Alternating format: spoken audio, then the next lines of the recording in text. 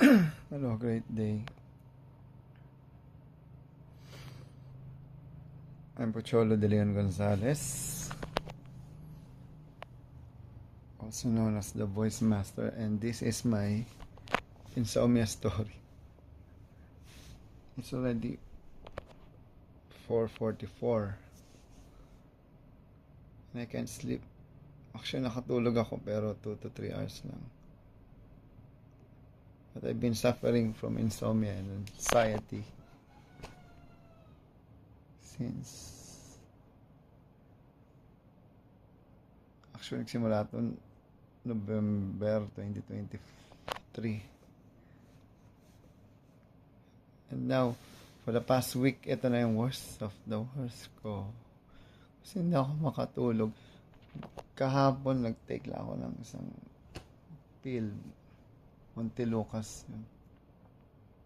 Katulog ako 10 o'clock. Nagising ako mga 4. So, kagabi, nag-take uli ako. Hindi na ako makatulog. Until now. Yun nga.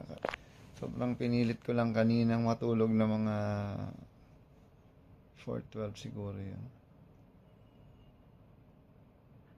3 o'clock gising na ako kanina. Ang hirap ng ganitong feeling. Maraming tatama ang organ to, hindi ko alam kung ano na yung nangyayari sa akin.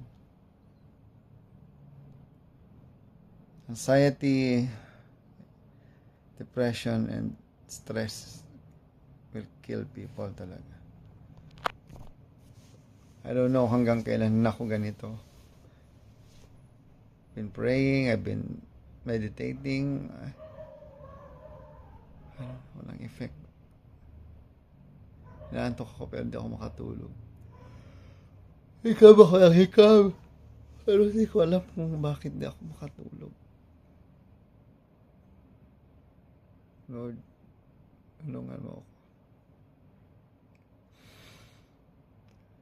Nahirap na ako. Pumayat ako mga 20 pounds since January. Sobrang pumayat na ako. Hindi ko na alam gagawin ko.